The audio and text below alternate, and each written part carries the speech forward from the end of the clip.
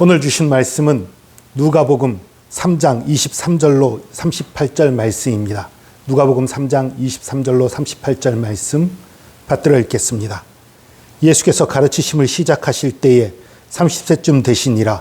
사람들이 아는 대로 요셉의 아들이니 요셉의 위는 헬리요, 그 위는 맏다시요, 그 위는 레위요, 그 위는 멜기요, 그 위는 얀나요, 그 위는 요셉이요, 그 위는 맏다디아요, 그 위는 아모스요, 그 위는 나훔이요, 그 위는 에슬리요, 그 위는 낫게요, 그 위는 마아시요, 그 위는 맏다디아요, 그 위는 서머인이요, 그 위는 요색이요, 그 위는 요다요, 그 위는 요하나니요, 그 위는 레사요, 그 위는 스룹바벨이요, 그 위는 스알디엘이요, 그 위는 네리요, 그 위는 멜기요, 그 위는 앗디요, 그 위는 고삼이요, 그 위는 엘메람이요, 그 위는 에르요, 그 위는 예수요, 그 위는 엘리에서요, 그 위는 요림이요, 그 위는 맏다지요, 그 위는 레위요, 그 위는 시므온이요, 그 위는 유다요, 그 위는 요셉이요,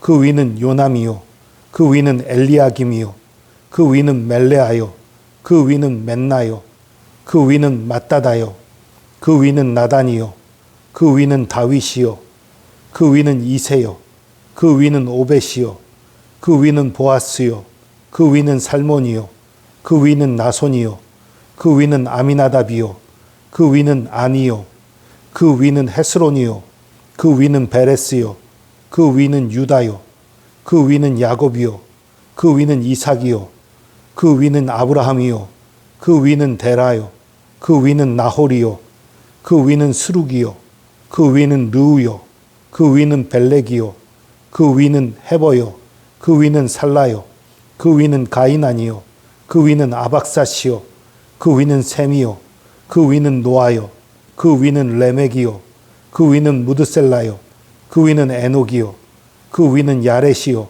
그 위는 마할랄렐이요, 그 위는 가이난이요, 그 위는 에노스요, 그 위는 셋이요, 그 위는 아담이요, 그 위는 하나님이시니라. 아멘. 예수님이 가르치심을 시작하실 때에 30세쯤 되시니라. 30세가 아니라 30세쯤이에요. 이걸 잘 보셔야 돼요. 옛날에는 이거를 잘못 이해했어요. 아주 고대에 잘못 이해해서 30세에 말씀을 가르치기 시작해서 30세에 십자가에 달리셨나 보다 라고 생각해서 기원 전, 기원 후를 나누는 시점을 잘못 잡았던 거예요. AD 30년에 예수님이 십자가를 진 건 틀림없는 사실이고요. 거기서 이제 30만 뒤로 해서 기원 전과 기원 후를 나눴던 오류를 범했어요. 그런데 예수님이 실제로 공생애를 살아셨던 기간은 최소한 3년입니다. 최소한 3년이고 이것 시작도 30세쯤이지 30세에 시작한 게 아니었어요. 그래서 그 연도에 오차가 생긴 겁니다. 어쨌든 이제 30세쯤에 이제 복음을 전하기 시작하셨어요. 그리고 그 복음을 전하시기 시작한 예수님의 족보를 이제 언급합니다. 그런데 마태복음에 나온 족보하고 달라요. 마태복음의 족보는 그 위에서부터 아래로 내려와요. 아브라함부터 시작을 해요. 그런데 누가복음의 족보는 아래에서 위로 올라가요.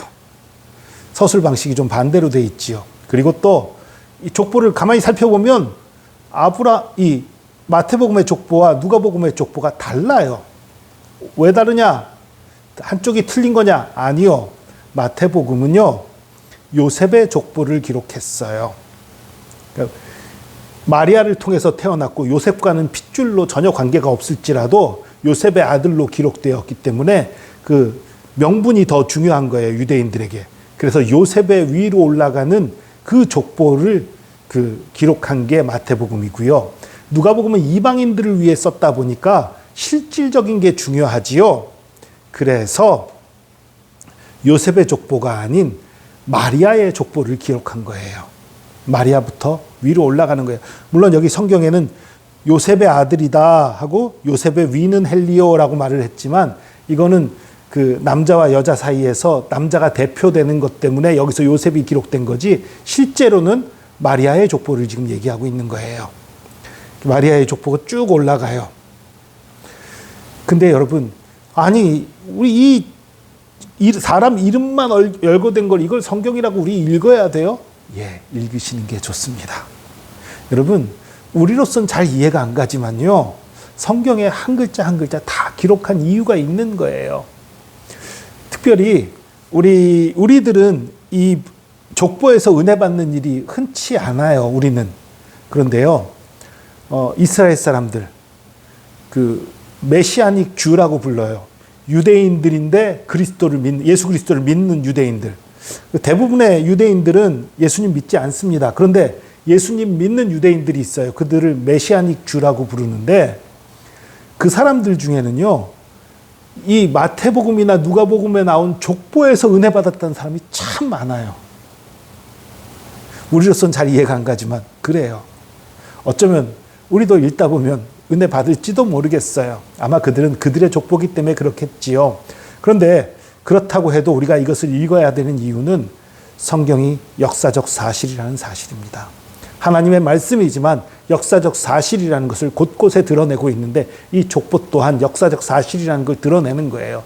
이스라엘 사람들이 은혜 받는 이유는 자신들의 족보하고 일치하는 부분들을 많이 발견하니까, 그러니까 아, 진짜구나, 그게 은혜 받는 거예요. 여러분, 그렇기 때문에 이 부분, 역사적 사실로서의 성경의 부분들이 드러난 것이기 때문에 우리가 이것 또한 소홀히 하지 않는 것이 좋습니다. 그리고 이 누가복음에 나타난 족보에서 가장 주목할 점은 무엇입니까? 38절입니다. 그 위는 에노스요, 그 위는 셋이요, 그 위는 아담이요, 그 위는 하나님이시니라. 이 족보를 하나님까지 연결시키는 거예요. 물론 예수 그리스도는 하나님이 직접 성령으로 그 마리아를 통해서 잉태케 한 그런 존재지요. 그러니까 직접 위에 하나님이 있어요. 사실은 예수님 바로 위에. 그러나 또 이 족보를 연결할 때도 또 역시 하나님으로 연결되게 만들어놨어요. 여기서 의도하는 바는 뭐예요?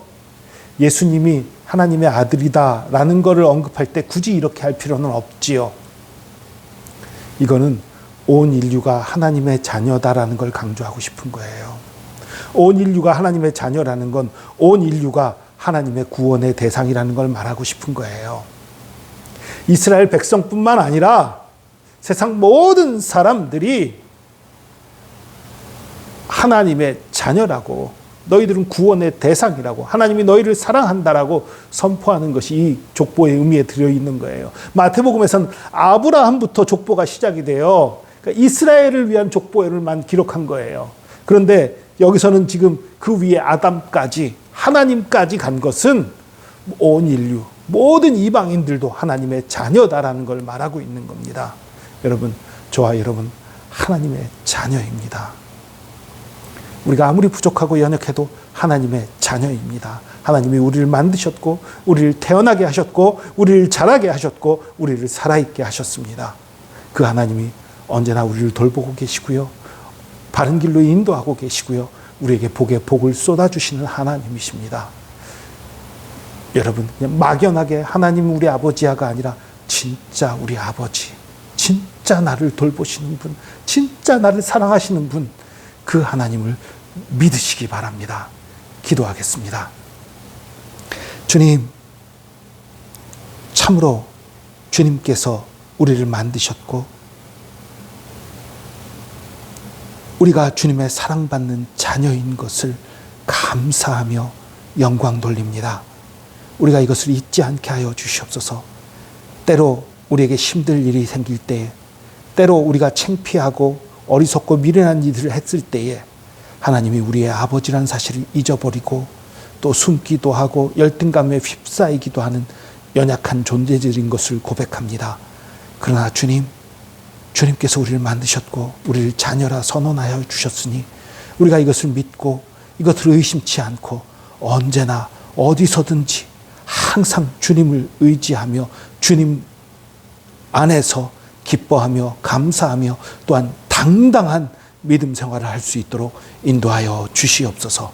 함께 하심 감사드리며 예수 그리스도의 이름으로 기도합니다. 아멘.